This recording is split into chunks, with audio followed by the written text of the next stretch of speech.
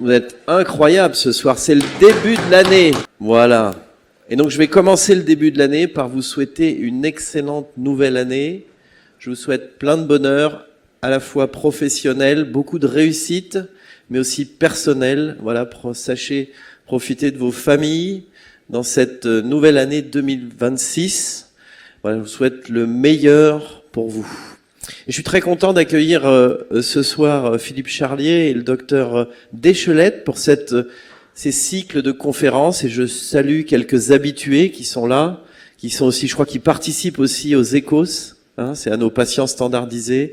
Donc merci à vous de votre fidélité. On est très heureux de vous retrouver encore une fois cette année. Donc le cycle de conférences qui sont animés par Philippe et son équipe, qu'on remercie chaleureusement.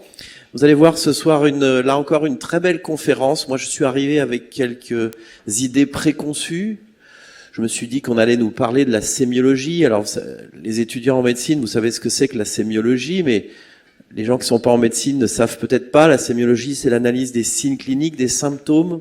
C'est un élément essentiel de la pratique médicale puisque c'est grâce à la sémiologie qu'on est généralement capable de faire le diagnostic. Alors je me suis dit, je suis arrivé, on va nous parler de sémiologie, on va nous parler d'imagerie, iconodiagnostic. Je me suis dit qu'on allait nous parler d'imagerie et c'est vrai qu'aujourd'hui l'imagerie est partout. Moi je suis ophtalmologiste et donc j'utilise l'imagerie au quotidien, à la fois pour faire des diagnostics et puis pour améliorer les diagnostics que j'avais supposés grâce à la sémiologie. Et vous allez voir, ce qu'on va vous montrer, ça n'a rien à voir. Je crois que je n'ai strictement rien compris du sujet et c'est très intéressant parce que je pense que vous allez avoir une ouverture beaucoup plus grande. Néanmoins, pour nos étudiants, moi j'ai un message, même si l'imagerie est partout, sachez que l'imagerie ne remplace pas la sémiologie. Un médecin qui voit, c'est bien, mais ce qui compte, c'est un médecin qui comprend ce qu'il voit. Et je pense que peut-être que c'est un des messages qui nous sera donné aujourd'hui, puisque je pense que c'est un des messages essentiels. J'ai rien d'autre à dire, je vous passe la parole. Merci encore pour cette belle conférence. Je pense qu'il y aura beaucoup de questions. Bonsoir à toutes, bonsoir à tous. Je voulais vraiment vous remercier de votre présence. Je voudrais remercier l'université Simone Veil et les deux vice-doyens, donc le docteur Philippe Charlier et le docteur Antoine Labbé. Je suis ravie de partager avec vous cette conférence. J'espère qu'elle attisera votre curiosité et je la souhaite très interactive. Donc n'hésitez pas à intervenir. Et d'ailleurs, je vais vous faire travailler. Vous allez avoir une consultation médicale. Donc préparez-vous et je voudrais qu'il y ait un groupe de médecins, le centre. Voilà, je vais faire une petite compétition. Est-ce que vous êtes d'accord pour le début d'année ? Voilà, je vous dis pas ce qui a gagné, sinon vous allez être trop motivés. Dernière chose que je voulais vous dire, on m'a demandé d'aller derrière le pupitre. Alors moi j'ai l'habitude de parler avec un micro, donc je vais aller derrière le pupitre. Donc je n'aurai pas le pointeur, mais je pense que vous comprendrez tout à fait ce que je veux vous présenter. Voilà, Philippe.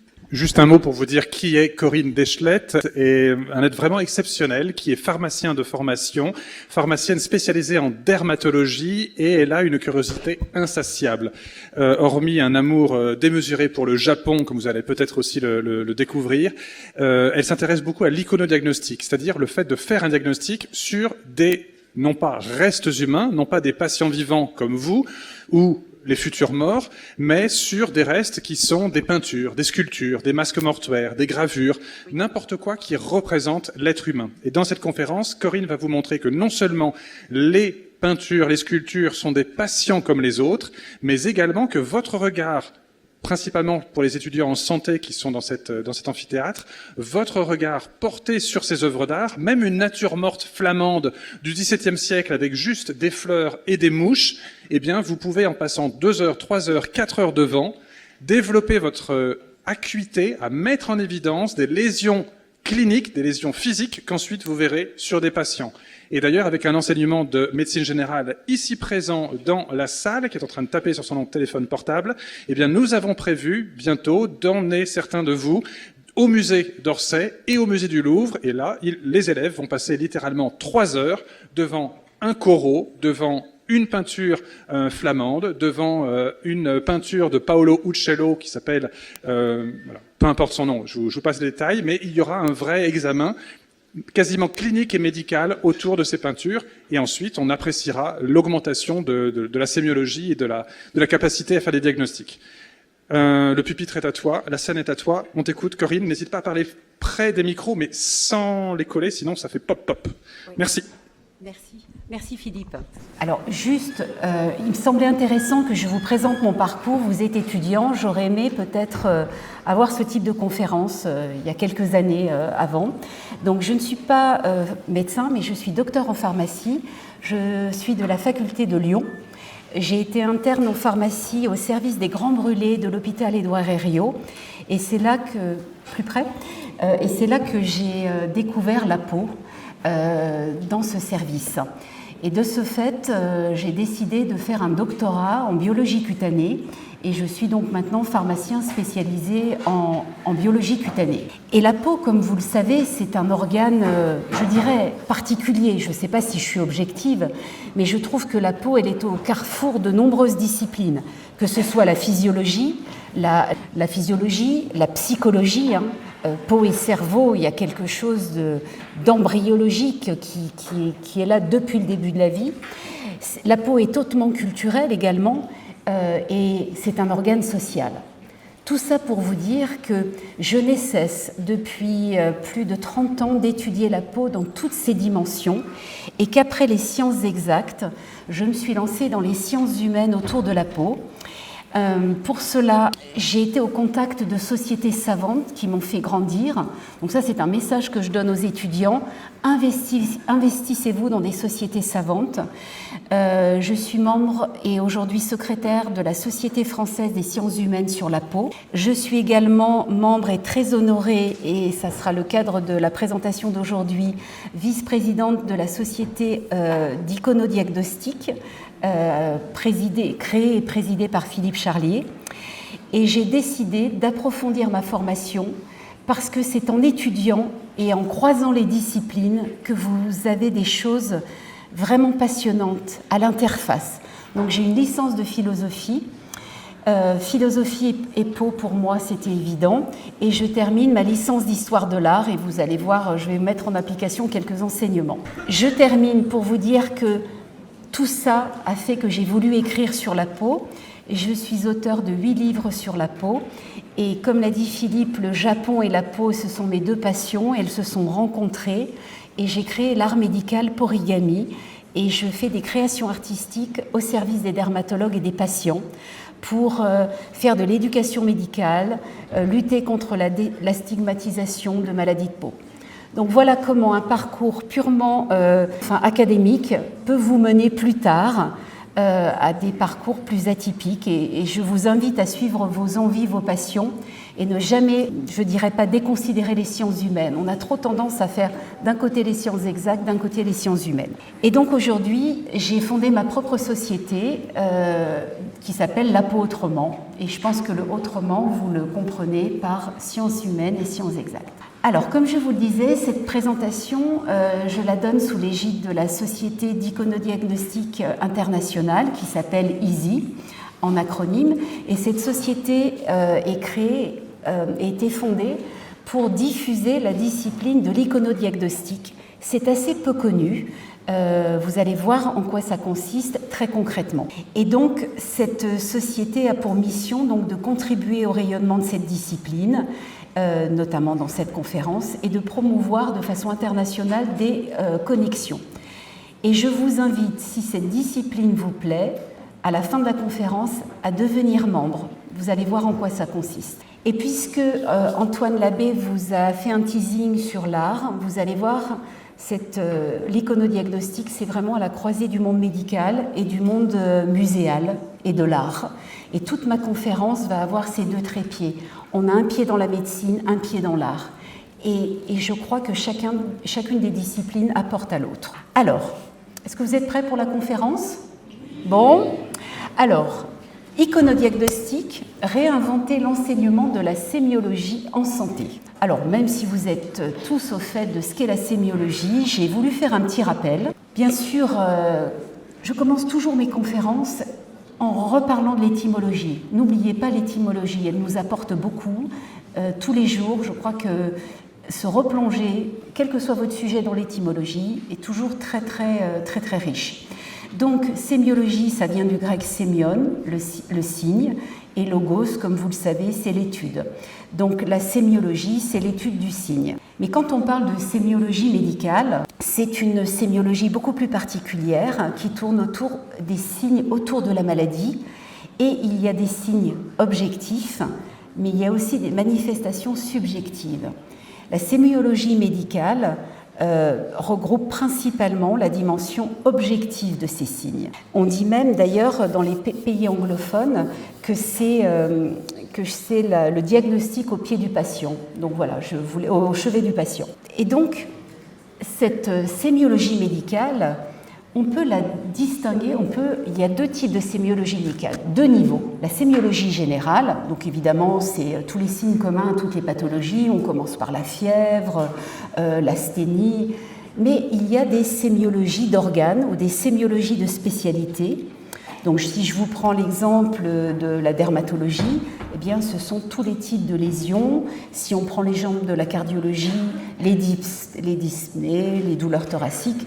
Donc déjà, vous avez vu sur la sémiologie, on a déjà deux niveaux.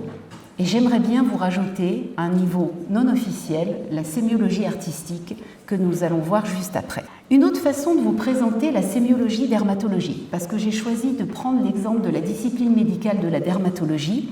Donc ça, vous voyez, c'est une peau saine. Donc c'est ça mon art médical de porigami. Je fais des origamis de peau du monde.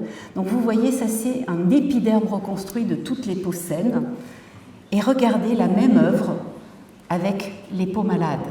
Là vous avez toutes les dermatoses. Donc vous voyez, il y a bien des signes dans cette œuvre.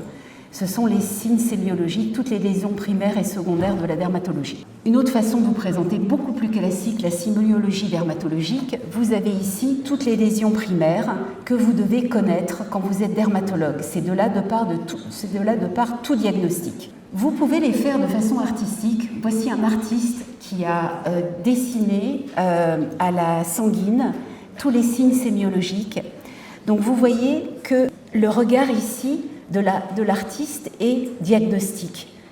Il a représenté quelque chose en vue d'un diagnostic. Mais est-ce que vous saviez qu'il existe une sémiologie de l'art ? Est-ce que vous pouviez vous en douter que vous avez des manuels où vous avez toutes les représentations de mains, d'oreilles, de nez, de pieds en fonction des peintres et vous pouvez faire un diagnostic en identifiant la main, l'oreille. Et vous voyez la main que vous voyez, c'est un tableau de Filippo Lippi qui a été authentifié grâce à la façon dont il peignait les mains. Donc vous voyez, c'est le premier point commun entre l'art et la médecine, la sémiologie. Et on ne fait que regarder. Par contre, vous ne faites que parler entre nous. Hein. J'entends un bruit. Voilà, si vous pouviez... voilà, merci, c'est très gentil. Ça, j'irai plus vite. Merci beaucoup. Surtout que soyez concentrés parce que vous allez faire une consultation médicale artistique. Donc vous l'avez compris, la peau, la peau est une surface sémiologique porteuse de signes, mais c'est une surface artistique. Et je vais vous présenter deux concepts qui sont aujourd'hui enseignés, et je vous le dis d'emblée, dans toutes les facultés de médecine aux États-Unis et le deuxième pays aux Pays-Bas. Et vous allez voir, je vous montre des exemples concrets avec des étudiants comme vous qui participent à ces séances. Donc le premier concept, c'est l'iconodiagnostic. Le deuxième concept, c'est la littératie visuelle. Mais avant de vous présenter tout ça, juste en guise d'introduction, vous allez voir que l'art et la médecine, et notamment l'art et la dermatologie, sont vraiment liés depuis l'origine de cette discipline. En effet, le premier dermatologue, le premier médecin que l'on peut considérer comme dermatologue, c'est Jean-Louis Alibert, médecin du roi de Charles X, qui a d'ailleurs fondé l'hôpital Saint-Louis à Paris. C'est lui qui a fait le premier traité de dermatologie. C'est lui qui a décrit toutes ces lésions dermatologiques. Et il a demandé à un artiste de faire toutes les planches pour illustrer son manuel. Donc voilà, un premier lien entre le médecin et l'artiste. Et bien sûr, il y en a eu d'autres parce qu'il y a eu d'autres traités. Là, c'est le traité dermatologique de Thomas Batman, qui est un médecin anglais, qui lui a fait appel à un illustrateur naturaliste qui a illustré tout son traité. Donc le médecin sans l'artiste à cette époque-là, eh bien, il était bien seul. Donc vous voyez ce duo à la naissance de cette discipline, moi je trouve qu'il est très symbolique, parce qu'il n'allait pas l'un sans l'autre. Un traité si bien décrit que vous décrivez les signes, si vous n'avez pas la visualisation, c'est beaucoup moins puissant. Et il y a des médecins plus tard qui ont développé une patte artistique pour, à l'époque où il n'y avait pas de photographie, dessiner les lésions pour faire le suivi de leurs patients. Ça, je trouve que c'est magique et j'adresse un petit mot à physique, ce serait un joli travail de recherche. N'oubliez pas la séroplastie. Je pense que vous connaissez le musée des moulages de Saint-Louis, vous êtes quand même à Paris. C'est un art, la séroplastie, et donc ça a permis à des générations d'étudiants d'étudier la sémiologie. Et le musée Saint-Louis a été fermé il y a un peu moins de 50 ans. Donc pour vous dire que l'art était au service de la sémiologie. Et d'ailleurs, à Zurich, donc vous voyez la séroplastie, ça c'est le musée Saint-Louis. Vous avez 4 grands musées dans le monde. Et à Zurich, avec qui nous collaborons, ils ont un projet de réouvrir le musée aux facs de médecine. Et vous avez tous les projets d'intelligence artificielle pour modeler en 3D tous ces moulages et pouvoir les mettre à la disposition des étudiants. Donc vous voyez, c'est une façon, l'art est au service de la dermatologie. Mais venons-en au premier concept, l'iconodiagnostic dermatologique. Alors, je vous l'ai dit, l'iconodiagnostic, ça concerne toutes les spécialités médicales. J'ai pris l'exemple de la dermatologie pour le creuser à fond et vous montrer l'intérêt de cette pratique. Donc, toujours une petite introduction étymologique. Iconodiagnostic, icono, bien sûr, vous savez ce que ça veut dire. C'est des peintures, des sculptures, c'est tout ce qui se voit, et bien sûr le diagnostic. Et c'est une discipline très récente, puisqu'elle est née en 1983. C'est donc Pontius qui a écrit un papier sur la maladie de Crouzon, sur des statuettes précolombiennes. Et on considère que c'est le début de cette discipline. En fin de compte, une autre façon de vous donner sa définition, dans ce cas-là, c'est une lecture dermatologique de l'œuvre d'art. On pourrait avoir une lecture ophtalmologique, tout dépend de la discipline. Donc vous voyez, quand vous regardez cette peinture, je pense que vous la connaissez, elle est au Louvre. Je ne sais pas si vous aviez remarqué le rhinophyma, ce nez très abîmé et ce névus. Pour ma part, je n'avais vu que cette belle représentation de tendresse entre un vieil homme et un enfant. Je ne sais pas ce que vous en pensez, mais le défaut cutané ne m'avait pas sauté aux yeux. Mais quand vous pratiquez l'iconodiagnostic, vous n'avez cesse de regarder les peintures en se disant « mais qu'est-ce qu'il y a d'anormal ?» Et là, votre œil est aiguisé différemment. Et en fin de compte, vous allez voir, et je vais vous le montrer, les musées sont de véritables atlas de dermatologie. Vous avez toutes les dermatoses de représenter. Et pourquoi on a toutes les dermatoses ? Première interférence avec les historiens de l'art, parce qu'on a eu un courant qui s'appelle le réalisme en peinture, qui consistait à représenter ce que le peintre voyait, sans enjoliver les portraits. Donc il y a eu beaucoup de portraits où les personnes avaient des maladies de peau, elles n'ont pas été gommées, elles n'ont pas été photoshopées comme on le fait à l'heure actuelle, ni filtrées. Et c'est parce qu'il y a eu ce courant, dans cette période précise, qu'on a de nombreuses œuvres avec des anomalies cutanées. Alors, je vais vous faire une petite visite virtuelle de plusieurs musées dans le monde et nous allons voir toute cette liste de pathologies. Vous voyez, il n'y a pas que les plus courantes. On va commencer par un petit cours de biologie cutanée parce que là, je vous présente, et j'en suis toujours très émue puisque c'est ma spécialité, la première œuvre d'art qui présente une peinture anatomique de la peau, puisque vous voyez le derme et l'épiderme. Alors la photo n'est pas très nette, mais vous voyez bien le décollement très superficiel de l'épiderme, et ensuite vous voyez le derme. On considère, nous biologistes cutanés, que c'est la première représentation, donc par l'italien Mantegna, de la peau avec ses deux couches. Ensuite, autre tableau très connu, le jugement de Cambyse, où vous voyez les fascias superficielles qui sont représentées, donc avec beaucoup de réalisme. Et maintenant, je vous invite à un tour du monde des dermatoses dans les musées. Alors, tout d'abord, nous avons la peste, avec ce bubon caractéristique de la peste. Et il est très très courant de le voir bien sûr sur la représentation de Saint-Roch, qui est le saint patron de la peste. On invoquait Saint-Roch pour guérir de la peste au Moyen-Âge. Donc il est tout le temps représenté, qu'il soit en peinture, en sculpture, avec ce bubon, symbole de la peste. Alors bien sûr, au Moyen-Âge, vous vous doutez, les furoncles étaient monnaie courante. Là, vous avez une très belle enluminure du livre de Barthélemy Langlais, La propriété des choses. Donc vous avez compris, parce que ma conférence ne s'adressait pas qu'à des médecins, je vous ai mis la photo de la dermatose juste à côté. J'ai choisi une œuvre d'Amérique du Sud pour vous montrer la variole qui avait été importée par les Portugais lors de la colonisation. Et on voit dans l'art colombien qu'il y a des représentations de variole. Pour les plaies cutanées, je vous ai choisi une œuvre de la Bible avec Héréade, avec Lazare et ses plaies cutanées qui ont été léchées par un chien et qui l'a fait guérir. Donc vous voyez ce mendiant avec ses plaies cutanées. Une œuvre allemande où vous avez deux pathologies cutanées, un psychosis d'un côté, des dartres de l'autre. Donc c'est assez rare d'avoir deux pathologies dans un même tableau. Mais comme je vous dis, je pense qu'on représentait ce qui se passait réellement à cette époque, donc avec des pathologies cutanées. La lèpre, je vous ai choisi une mosaïque pour vous montrer que ce n'était pas que réservé à la peinture. Donc vous avez des représentations de lèpre avec des mosaïques. La gale, dans une gravure. On ne voit pas exactement la peau, ni la morsure du parasite, mais le geste de se gratter et la légende.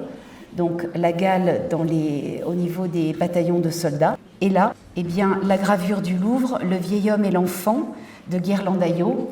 Et là, vous voyez ce très beau rhinophyma, et il a un névus au niveau du front. Donc, est-ce que vous vous rappelez de cette peinture au Louvre ? Est-ce que oui, vous vous en rappelez ? Est-ce que vous vous rappeliez de ce nez ou ça vous avait pas choqué ? En tout cas, quand vous repassez au Louvre, s'il vous plaît, c'est dans la grande galerie des œuvres françaises, vous ne pouvez pas la louper. Posez-vous la question. Italienne, pardon, j'ai dit française, parce que le Louvre est français. Alors là, j'ai une jolie histoire à vous raconter de médecins, en fin de compte. Ça, c'est au musée du Prado, c'est la famille royale, et vous avez la reine, la reine-mère, je veux dire, qui a une énorme tache. Vous la voyez, je l'ai grossie. Alors, il y a eu pas mal d'hypothèses. Vous savez que c'était la mode des mouches, mais on s'est dit cette mouche, elle est trop importante pour être une mouche. Ensuite, il y a eu le diagnostic de kératose séboréique, de mélanome, puis il a été posé le mélanome de Dubreuil. Parce qu'il y a des traces que la reine-mère a été vivante 10 ans après cette peinture. Donc ça ne pouvait pas être un mélanome invasif, sinon elle serait décédée. Le mélanome de Dubreuil ayant une progression beaucoup plus lente, les médecins ont posé l'iconodiagnostic de mélanome de Dubreuil.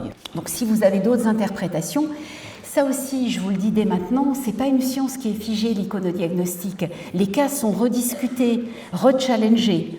En tout cas, il y a eu de nombreux papiers sur ce tableau, qui fait toujours couler beaucoup d'encre. Alors là, des pathologies qui n'en sont pas, mais qui sont des signes biologiques, qui sont des signes dermatologiques. Donc, de nombreux névus, ça vous en avez de nombreux dans les tableaux. Encore un névus dans la célèbre toile de Jan van Eyck, la Vierge aux chanoines. Des névus particuliers, dits névus de Spitz, donc avec une forme bien particulière. Et aussi, figurez-vous qu'il y a dans le portrait monétaire, puisqu'on ne représentait que des portraits, et vous pouvez faire de l'iconodiagnostic sur des pièces, parce que toutes les dermatoses qui sont en relief sont représentées.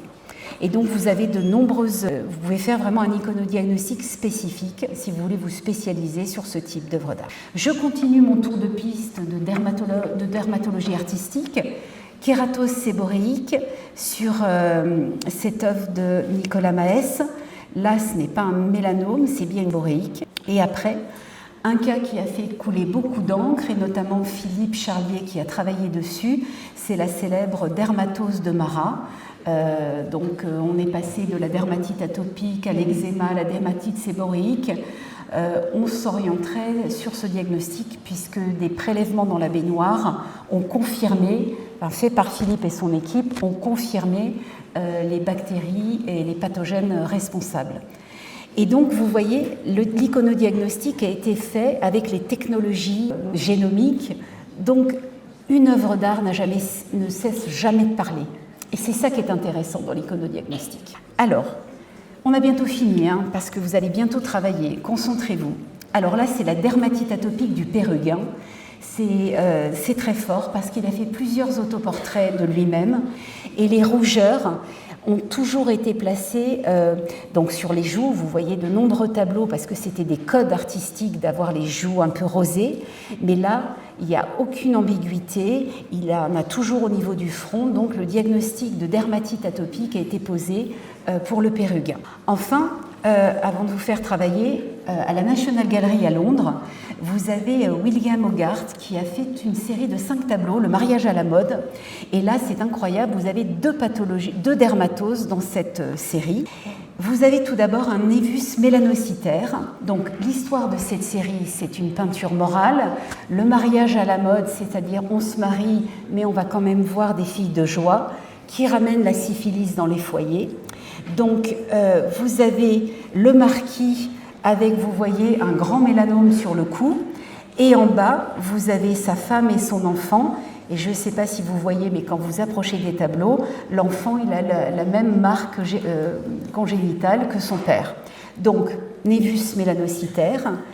Et comme je vous le disais, c'est une leçon de morale. Ici, c'est le marquis qui vient consulter un charlatan parce qu'il a contacté la syphilis avec cette jeune fille qui cache un chancre mou.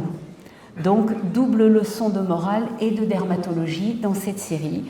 Ne la loupez pas si vous allez à la National Gallery. Enfin, le piébaldisme, donc quelques tableaux, dont un à La Rochelle. C'est différent du vitiligo, mais vous avez ces 2 tableaux très connus. Et puis aussi, vous avez toutes les cicatrices que vous pouvez voir.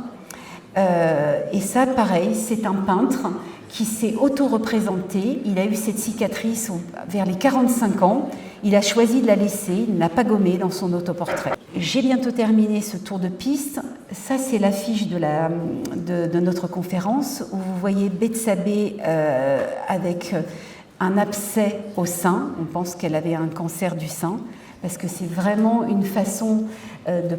Le modèle avait cette particularité, le peintre a reproduit le modèle, donc on pense qu'il y avait un cancer du sein. Autre pathologie qu'on appelle le syndrome de Job, puisqu'on l'a associé à la malédiction de Job dans la Bible, donc vous voyez représenté ici. Et puis, ce n'est pas que des peintures italiennes ou françaises, vous avez des peintres plus récents, russes, là qui ont représenté des bagnards avec un carcinome basocellulaire en plein front.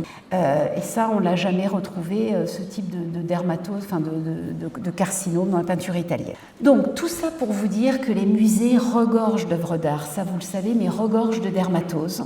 Et qu'avec Philippe et le Lab, nous avons entrepris de faire une base de données mondiale avec tous les membres de notre société savante. Nous avons pour ambition de répertorier toutes les œuvres d'art qui possèdent une dermatose. Alors, on est au début de l'aventure, on a déjà recensé 130 tableaux, et donc vous voyez que c'est majoritairement les névus qui sont représentés, évidemment, c'est tous les portraits, autoportraits du courant réaliste qui font que les personnes qui ont ces névus sont représentées avec, mais vous voyez aussi la diversité des dermatoses. Donc voilà l'ambition de notre société savante, et figurez-vous que dès que vous allez dans les musées, on est déçu quand on ne trouve rien, mais quand on cherche, avec l'œil de l'iconodiagnostic, vous trouvez beaucoup de choses. Alors maintenant, l'iconodiagnostic en pratique. Préparez-vous. Il y a des choses à faire et à ne pas faire, mais le mieux, c'est de pratiquer. Alors, je vais vous présenter une œuvre, je vais vous donner les règles du jeu, et après je vais vous la mettre en grand, et je vais vous demander d'émettre un iconodiagnostic. Donc, soit vous pouvez le faire en solo, soit vous pouvez le faire en petit groupe, je vous laisserai 2-3 minutes. Alors voilà l'œuvre que je vous présente. Elle s'appelle « Un cas grave » ou « La leçon de médecine ». Elle est au musée de Fécamp, en Normandie. Alors, je vous la présente en plus grand. Les photos sont très difficiles sur grand écran, donc Mon conseil, avant de me poser un iconodiagnostic, c'est de regarder l'œuvre dans sa globalité. Il y a des indices. Les personnes qui pensent avoir l'iconodiagnostic lèvent le doigt, il n'y a aucun souci. Oui, il y a peut-être un micro, on peut vous passer un micro ? Je pense à un zone. Alors, je prends votre réponse. Est-ce qu'il y a une autre réponse ? Prenez-vous au jeu parce que c'est amusant. Ah, il y a Antoine qui a... Oui. Je suis très intéressé. Je pense que je vais faire comme vous m'avez appris, regarder plus dans l'ensemble. Oui. Je vois une personne qui a l'air en une souffrance généralisée, qui est difficile à maîtriser, vu qu'il y a quelqu'un qui est obligé de la tenir. Donc on est plutôt peut-être sur un syndrome neurologique ou neuropsychiatrique associé à une lésion cutanée, qui a été repérée. Donc cutanée plus problème neurologique, je dirais syphilis. Syphilis, ok. Autre iconodiagnostic ? Tache café au lait sur une neurofibromatose. Je prends l'iconodiagnostic, j'en veux bien encore un autre et après je vous donne la réponse. Vous savez qu'une seule tâche café au lait ne suffit pas à poser le diagnostic. Il en faut combien ? Au moins. Je trouve que c'est du rang. Oui, mais là, en l'occurrence, on n'en voit qu'une, peut-être qu'il y en a d'autres. Oui. Donc c'est peut-être pas suffisant. Mais c'est une bonne idée, c'est une bonne idée. Je suis autre proposition. Alors, merci à tous pour votre iconodiagnostic, mais, c'est la première chose à ne pas faire, les conclusions hâtives. Même si je félicite Antoine, et donc vous n'avez plus de prétexte à me dire non pour être responsable du board de l'ophtalmo. Non, on ne peut pas conclure. Et je vais vous montrer pourquoi. Et je vais vous donner l'iconodiagnostic. Il y a nécessité, regardez, je vous montre ce qui s'est passé vraiment. On a eu ce tableau. Tous les médecins qu'on a interrogés, internistes, infectiologues, ont tous posé les iconodiagnostics que vous avez émis. Voilà, mais on n'a aucune certitude de dire c'est la syphilis. On a des faisceaux. Pour avoir une certitude, on a demandé aux historiens de l'art d'aller consulter le dossier d'œuvre. Le dossier d'œuvre, c'est comme le dossier du patient. Vous avez d'où vient l'œuvre, quelle est sa date, quelle est la personne qui l'a donnée, etc. Vous avez son dossier médical, quand elle a été restaurée, par qui, comment. Et donc, on a ouvert le dossier d'œuvre et on n'avait aucun indice. Les conservateurs du musée ont fait des démarches au niveau départemental et ils ont trouvé, regardez bien, cet article, quand l'œuvre a été donnée, et ils ont dit une œuvre avec une plaie causée par un chien. Et donc, vous vous doutez du diagnostic, la rage furieuse. Donc, Antoine, bravo, parce que la leçon que je voulais vous donner, c'est il faut regarder dans son ensemble. Et je vais vous montrer tout de suite que les historiens de l'art ont des choses à nous apprendre. Donc, on a publié ce cas avec un médecin interniste, Philippe, dans Emerging Infectious Disease. Parce qu'on avait tous ces faisceaux. On n'aurait pas pu publier en disant on pense que. Voilà. Donc, l'iconodiagnostic, c'est vraiment une discipline médicale avec des règles. Et d'ailleurs, Philippe Charlier et son équipe ont publié les premières règles et guidelines de l'iconodiagnostic. Il y a 10 étapes pour faire un bon iconodiagnostic. Je ne vais pas les lister, vous irez voir la publication. Et il y a aussi des cotations pour coter la robustesse de l'iconodiagnostic. Là, je suis en robustesse maximale avec tous ces éléments. La légende, un cas grave de médecine, les signes neurologiques, le journal. Voilà. Donc, voilà comment on pratique. Ce n'est pas simplement d'aller se balader dans les musées, il y a tout un travail derrière et qui est collaboratif. Alors, c'est là où ma conférence devient intéressante, c'est que ça concerne... Il faut s'allier avec les historiens de l'art. C'est la rencontre de deux mondes complètement différents. Et ces historiens, par exemple, là aussi c'est un article qui a été publié. Vous avez bien sûr entendu parler du courant du maniérisme, où tout gentilhomme du XVIIe siècle devait faire preuve de maniérisme, montrer sa nonchalance. Enfin, c'était tout une façon d'être, et les peintres ont représenté ça. Et vous arrivez à des portraits où la main, elle est comme ça, on pourrait croire un signe neurologique. Non, c'est un style de représentation. Donc c'est là où l'historien de l'art peut corroborer certains diagnostics et la discussion est intéressante. Et donc vous avez vu, dans le cas que je vous ai présenté, on est parti de la dermatologie pour aller à l'infectiologie, à la neurologie. Donc vous voyez, ça ouvre à toutes les disciplines. Et c'est pour ça que dans notre société savante, nous avons des boards d'experts, spécialistes de la dermato, de la neuro, de l'infectio, de l'ophtalmo, pas encore. Donc il nous faut des experts de chaque domaine pour faire des diagnostics robustes. Voilà. Et je vais vous montrer une expérimentation très récente, en avant-première. Pour la première fois, nous avons expérimenté, émis une hypothèse avec le lab et Philippe Charlier d'un iconodiagnostic psychologique. Oui, on peut faire de la psychologie dans les œuvres d'art. Et nous avons collaboré avec Régine Pratt, qui est une psychologue psychanalyste de la Société psychanalytique de Paris. Et nous avons analysé la Vierge Marie et son enfant comme si elle rentrait dans son cabinet.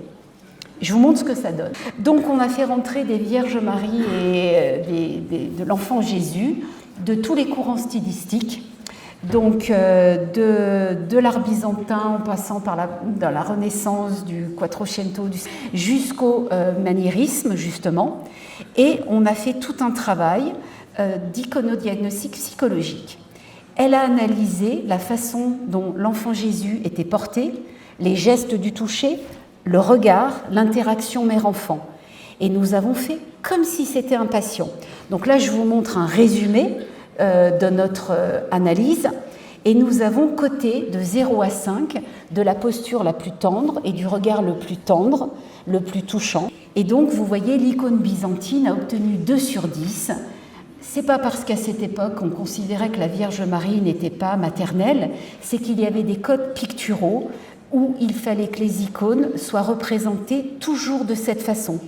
Regard droit dans le vide, parce qu'en fin de compte, l'icône ne représente pas une personne.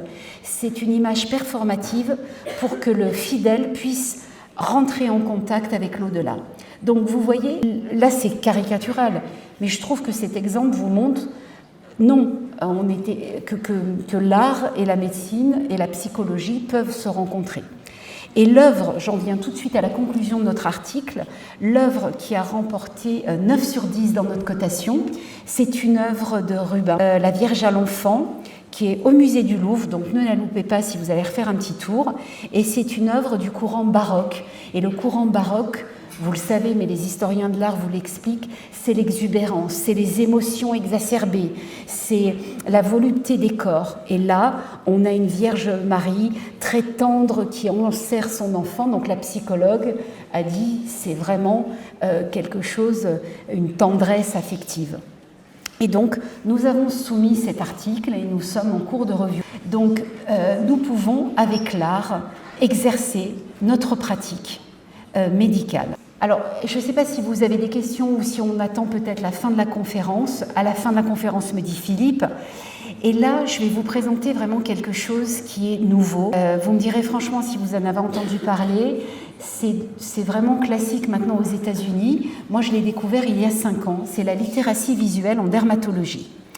Alors, la littératie visuelle, c'est un terme générique. C'est une spécialité qui consiste à regarder une image et à tirer un sens de l'image. Vous allez me dire, oui, tiens, ils n'ont rien inventé. Si, vous allez voir que c'est une façon de regarder une image et d'en tirer un sens, une signification.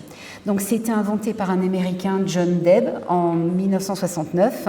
Et donc, c'est, je dirais, moi, pour ma part, évaluer les images de manière critique et proactive. Toujours aller plus loin que ce que veut montrer l'image. Donc, la définition, c'est l'ensemble des capacités permettant à un individu de localiser, d'interpréter, d'évaluer, de traiter, de tirer un sens d'une information présentée visuellement. Et là, ça rejoint la médecine.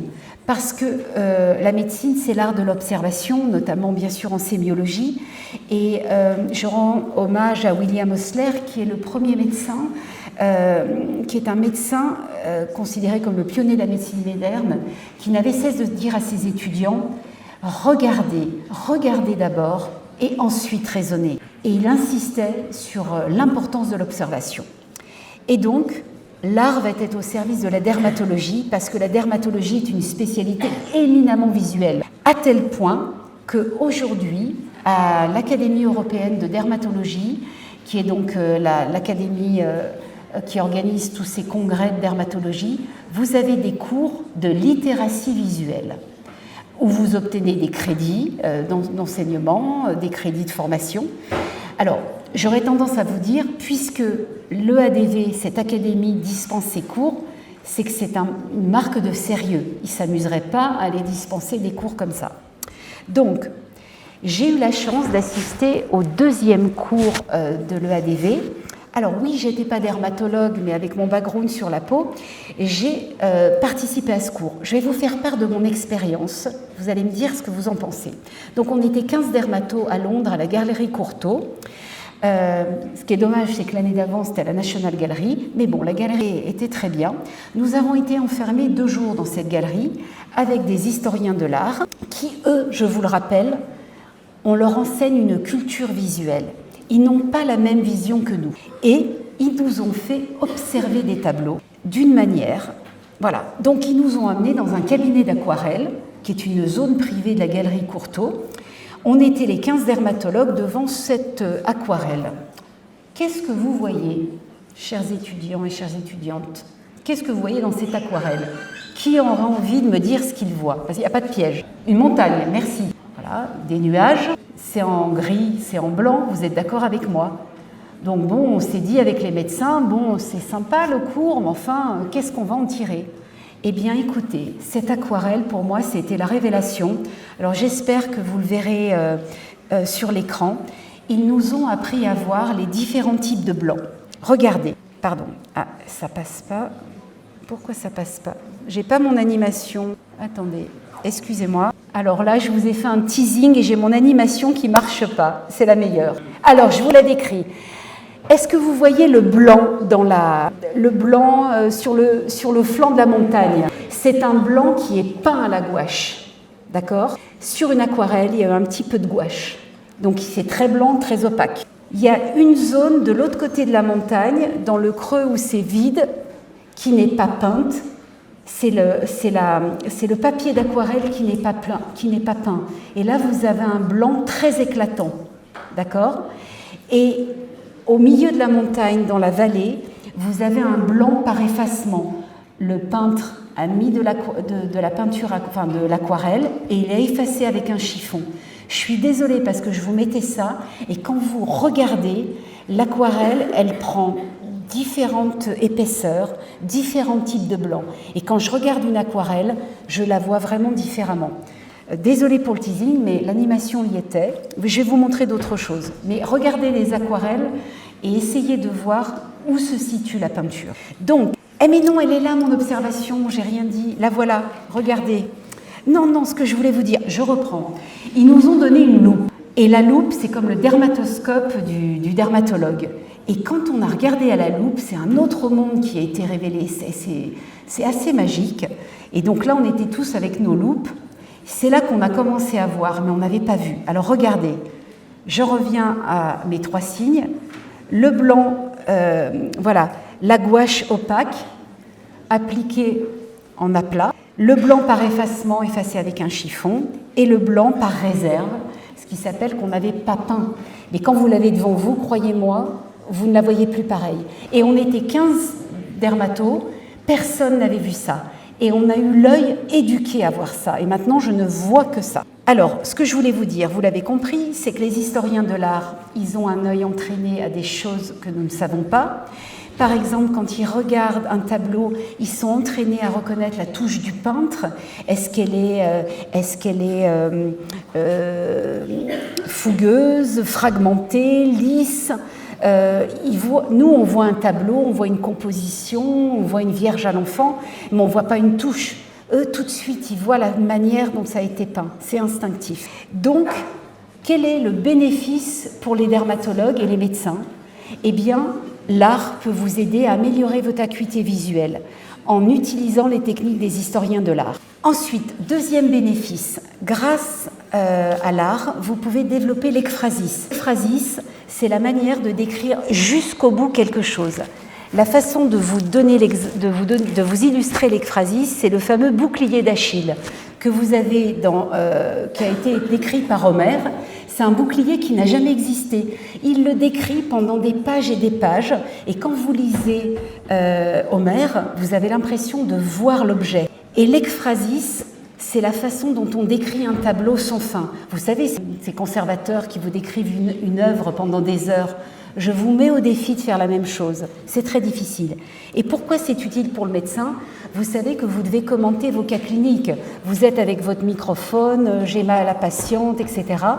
Et pour les jeunes médecins, ça a été prouvé.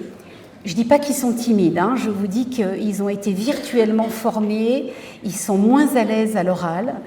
C'est pratique, en tout cas aux États-Unis, aide les étudiants en médecine à être plus à l'aise avec l'oral. Et je pense que c'est très bénéfique. Alors, je vais vous montrer mon expérience d'ekphrasis avec les dermatologues. Donc là, on était dans la galerie Courtauld. On a vu ce tableau de Manet, qui est son dernier tableau, un bar aux Folies Bergère. Et pareil, ils nous ont laissé devant. Donc là, on était un petit peu plus loquace pour commenter ce tableau.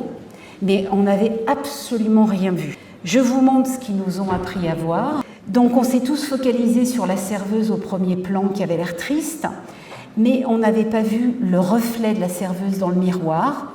Vous le voyez maintenant, s'il y a un miroir en fin de compte dans ce tableau. Vous voyez qu'il y a un homme avec un haut de forme dans le coin à droite. Alors on s'est demandé si c'était son amant, un client. Et en fin de compte, les historiens de l'art nous ont montré plein de choses. Nous ont montré que la perspective était fausse parce qu'on n'aurait jamais dû voir le dos de la serveuse comme ça dans le miroir. La perspective est fausse, tout est faussé. Mais il y a une histoire qui se raconte derrière. Vous avez en haut à gauche les pieds d'une trapéziste, parce qu'à l'époque c'était très courant d'avoir des trapézistes aux Folies Bergère. Ils nous ont montré des petits détails comme la signature de Manet dans la bouteille, sur l'étiquette de la bouteille. Non, ce que je veux vous dire, c'est qu'ils nous ont appris à voir grand, à voir large. Et ça s'apprend. C'est pas instinctif. Et donc, c'est ce qui est appris aujourd'hui aux étudiants en médecine à Harvard. Et donc, ce que je vous ai montré, c'est qu'il existe une méthode pour analyser les tableaux, à tel point que moi, j'ai voulu aller plus loin et je termine une licence d'histoire de l'art où mon seul but était d'étudier comment on décrit les tableaux et regardez, j'ai la méthode. Alors, c'est pas parce que vous avez la méthode que vous la pratiquez facilement. Voilà, vous avez une méthode, vous partez d'une analyse plastique. Comment est composée l'œuvre? Quelle est la perspective? Quelle est la lumière? Quelle est la couleur? Quelle est la touche? Quelle est la finition? Et ensuite, vous passez une analyse iconologique. Quels sont les codes? Alors, très rapidement, parce que je crois que c'est mieux que je vous présente, je vais vous faire jouer. Voilà cette œuvre d'Odillon-Redon qui s'appelle Le Regard. Qu'est-ce que vous auriez envie de me dire sur cette œuvre? Si j'ai le temps, sinon je vais direct à la solution. Il n'y a pas de regard. Exactement. Elle a l'air inachevée, mais on peut te dire 3 heures à commenter cette œuvre où il n'y a rien. Alors je vous assure, quand vous avez une œuvre un peu avec touffu, plein de choses, et c'est passionnant. Et je vais vous montrer quelques clés. J'ai décidé de vous montrer l'analyse iconographique, donc voilà ce que j'ai appris. Alors, déjà, il y a un halo vaporeux, ce qui veut dire qu'on est dans les songes, c'est des codes. On n'est pas dans le monde réel. On n'est pas dans la mort, on est dans la conscience. OK? Ensuite, vous voyez ce symbole du muret. Il y a un muret. Eh bien, ce muret, il sépare le monde extérieur, le monde réel, du monde de l'intériorité, de la conscience. C'est aussi, en termes techniques, un élément repoussoir pour donner de la distance. Okay? Tout ça, je ne le savais pas avant de faire ma licence. Ensuite, regardez bien, on croit qu'il n'y a qu'un personnage. Il y a des fleurs, une fleur fanée. Est-ce que vous la voyez, cette fleur fanée? Voilà, c'est une fleur qui est fanée, dont la vie est terminée. Et regardez devant, sur le muret, du côté du monde réel, il y a une fleur colorée, vivante. Donc, il y a la vie, la mort, la conscience, le réel, il y a plein de codes. Et ce symbole du regard vide, Philippe, tu as entièrement raison, il est vide, il est plein de vide. C'est un jeu de mots. Et en fin de compte, vous pouvez projeter votre propre regard dans ce tableau. On peut tenir 3 heures. Est-ce que, regardez, avant, vous l'auriez cru devant cette œuvre qui paraît inachevée? Donc quand vous avez les clés, comme vous avez les codes sémiologiques, tout de suite ça vous saute aux yeux. Pour l'historien de l'art, pareil. Et je pense que c'est intéressant. Alors ça, c'était l'analyse iconographique. Je vous présente rapidement l'analyse plastique. C'est étude de la touche. Donc tout de suite, moi j'ai vu la toile non peinte. Bon, il n'y a pas de signification, mais ça veut dire que ce n'est pas une toile à prêter. Il y a un instinct de peindre, voilà. Il y a des cernes. Le cerne, c'est ce trait noir autour de personnages. Et dans les symboliques de l'histoire de l'art, c'est quand les personnes ne sont pas dans le monde réel, quand il y a ce cerne autour. Ensuite, vous avez des rehauts de lumière. Ces touches grises, c'est juste pour montrer le reflet de la lumière. Et là, c'est pour accentuer qu'on n'est pas dans le monde réel, qu'on est dans un monde irréel, dans le monde des songes. Vous avez cette touche vaporeuse dont je vous disais au début. Imaginez, on ne va pas peindre quelque chose de très réaliste si vous voulez montrer qu'on est dans le monde des songes, de la pensée.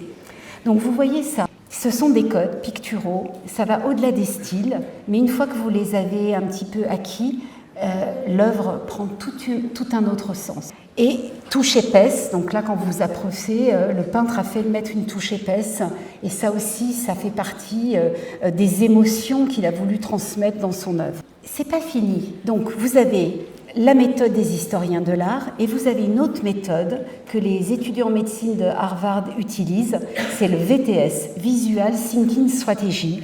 C'est 3 questions que vous devez vous poser en silence devant toute œuvre d'art. Et donc, les facs d'Harvard emmènent les étudiants comme vous devant des œuvres et posent ces 3 questions. Qu'est-ce qui vous frappe le plus immédiatement? Qu'est-ce que vous remarquez en observant plus attentivement? Et quelles questions spécifiques vous pose cette œuvre? Ah pardon, je ne suis pas dans la bonne diapo. Voilà, une autre méthode qui est utilisée. Alors, action-réaction, je vous montre comment on l'utilise dans l'œuvre de Manet. Donc, il y a un papier qui est sorti en VTS avec ces 3 questions. Et vous voyez, les étudiants se prêtent au jeu. Et aujourd'hui, il y a de nombreuses publications scientifiques pour évaluer l'intérêt de cette pratique. Et donc, maintenant, on commence à faire des méta-analyses tellement il y a de publications. Et donc, il y a vraiment un intérêt pour les étudiants en médecine qui ont été formés beaucoup en virtuel, comprenez les ordis, le numérique, et ça réapprend à voir que d'aller au musée, de pratiquer ces cours de littératie visuelle. Et donc, il y a, bien évidemment, on est en train d'évaluer, mais c'est assez positif. Et c'est intégré, alors je me répète sûrement, mais ce n'est pas de l'option maintenant aux États-Unis, c'est intégré dans le cursus. Je pense, et aux Pays-Bas, c'est optionnel, en Italie également, mais je pense que progressivement, ce sera intégré. Donc les dermatos avec qui j'ai été dans ce cours de littératie visuelle m'ont dit que ça leur avait apporté, ouvert le regard, mais il y a d'autres intérêts, c'est que ça augmente l'empathie avec vos patients, d'aller essayer de décoder une œuvre d'art, parce que vous vous mettez dans la peau du peintre, dans la peau du personnage. Une autre méthode très rapide, c'est la méthode ABCD qui est plus appliquée dans le domaine médical. Attention, Behold Communication Diagnosis. Celle-ci, c'est cette méthode qui est plus utilisée aux Pays-Bas avec les étudiants en médecine dans les musées. Donc, vous voyez différentes méthodes en fonction des universités. Et tout ça pour vous dire qu'il y a vraiment un bénéfice dans cette pratique de la littératie visuelle. Ça améliore donc les compétences perception visuelle, empathie, réflexion personnelle. Les étudiants ont jugé qu'ils avaient plus de faculté à faire une autoréflexion devant un cas clinique. Et puis, une amélioration des capacités subjectives à interpréter les expressions faciales des patients. Empathie plus capacité à décoder certaines expressions faciales. Et donc, comme je vous le disais, voilà le cursus de Harvard. Et un autre signe fort que je partage avec vous, c'est qu'en dermatologie, on a une revue qui est très très connue qui s'appelle le JID, Journal of Investigation Dermatology, énorme impact factor. Et là, c'est un signe fort pour nous et on s'en réjouit avec Philippe, c'est qu'ils ont créé une rubrique littératie visuelle. tous les mois, tous les 3 mois, il y a un tableau commenté de la façon dont je vous ai expliqué. Donc ça veut vraiment dire que ça va se déployer. Alors petite anecdote, voilà l'article 2 et vous voyez ici, vous le reconnaissez le tableau dont le cas est paru et le professeur qui est à l'initiative de cette rubrique, c'est le professeur Griffiths qui est un dermatologue et c'est avec lui que j'ai fait ce cours de littératie. Donc la boucle est bouclée et une belle surprise de début d'année pour bien commencer l'année. Nous avons été, avec Philippe, nous avons soumis une œuvre d'art au GID pour la rubrique littératie visuelle et nous avons été acceptés. Et je vous présente en avant-première les 2 œuvres d'art. Nous avons choisi 2 estampes. Alors vite, comme ça, qu'est-ce que vous voyez? Qu'est-ce que vous voyez dans ces 2 estampes? Immédiatement, sans vous poser de questions. C'est des personnages? Ah, bravo, vous l'avez vu tout de suite. Mais en première vue, normalement, on voit 2 vieilles personnes. Et ensuite, on voit que le visage est fait de personnages imbriqués. Donc, et la littératie visuelle, il est peut-être un peu caricatural ce cas, mais il y a plein de décodages. Qu'est-ce que ça veut dire? On est vieux avant d'être jeune? Est-ce qu'on a trop fait dans sa jeunesse? Il est très intéressant pour développer les compétences dont je vous ai parlé. Me voilà arrivée à la conclusion, elle va être artistique et cutanée.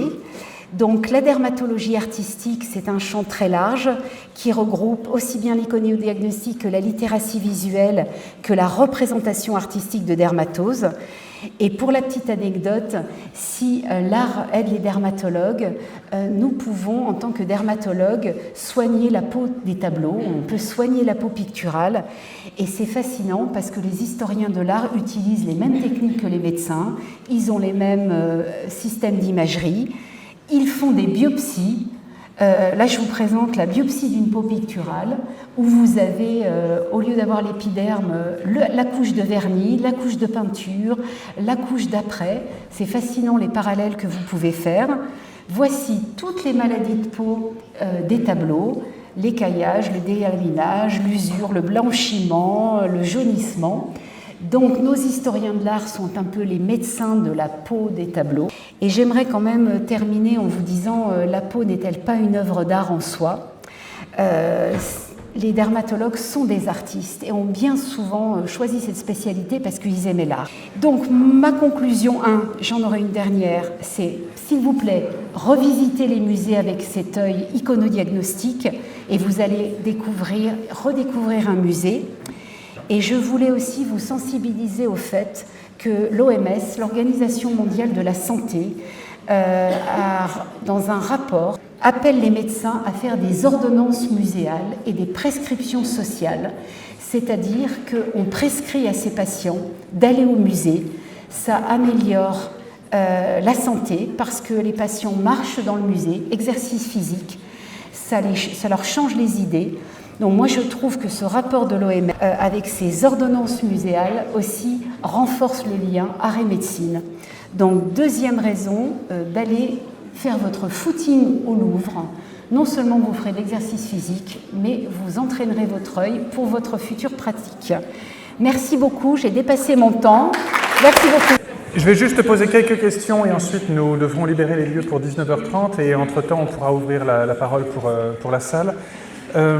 J'ai envie de te poser la question, on a vu qu'il y a pas mal d'artefacts différents qui sont soumis à l'iconodiagnostic. Tu nous as parlé des peintures, tu nous as parlé des sculptures. Est-ce que pour toi un masque mortuaire, c'est de l'iconodiagnostic ou c'est quasiment comme un véritable patient? Alors Philippe, là, je pense que tu pourrais même répondre à cette question. Non, alors un masque mortuaire, c'est vraiment... C'est vraiment... le masque très réaliste de la personne décédée. Donc moi, je dis que c'est vraiment le patient en cire.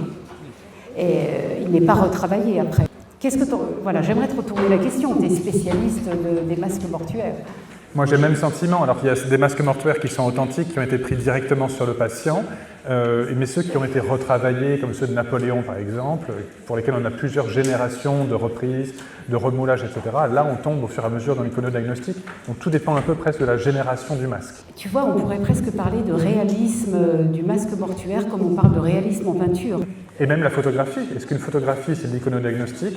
ou pas. Et même les films, quand on regarde un film par exemple sur Hitler par exemple ou Staline, est-ce qu'il est possible de faire le diagnostic à partir d'images filmées? Est-ce que c'est de l'iconodiagnostic? À mon sens, oui. Oui, moi je pense que oui, mais il faut s'assurer, comme on l'a vu, ne pas tomber dans les pièges, il faut s'assurer du réalisme. Alors, une photographie, il faut que tu la recoupes avec plusieurs photographies du sujet, il faut la recouper. En fin de compte, c'est une enquête, l'iconodiagnostic. Une enquête, plus tu as de faits, plus tu peux signer la robustesse de ton iconodiagnostic. Est-ce que sur des graffitis, ça serait imaginable? Des graffitis, tu sais, des grotesques ou des graffitis dessinés dans les toilettes ou dans les gares ou n'importe où. Est-ce qu'un iconodiagnostic peut être fait sur des graffitis ou sur des caricatures? Mais écoute, ce serait peut-être quelque chose d'expérimenté. J'aurais tendance à dire que le graffiti, c'est vraiment l'artiste et sa touche et son impulsion personnelle plus que représenter quelque chose. Mais moi, je suis prudente. Je pense que ça pourrait être un axe de recherche. Voir si les personnages des graffitis, il y en a un qui a une pathologie qui pourrait être représentée. Donc vous avez bien compris, hein, sur le plan de l'iconodiagnostic, pour les étudiants mais aussi les professionnels de santé qui sont ici et aussi ceux qui n'appartiennent pas au champ de la santé, il y a vraiment deux intérêts primordiaux. Le premier, c'est faire un diagnostic rétrospectif, notamment ceux qui ne sont pas faisables sur les squelettes ou éventuellement sur les momies, et au fur et à mesure dessiner une sorte de cartographie évolutive, pathologique, de différentes populations sur des zones géographiques différentes et des contextes chronologiques différents.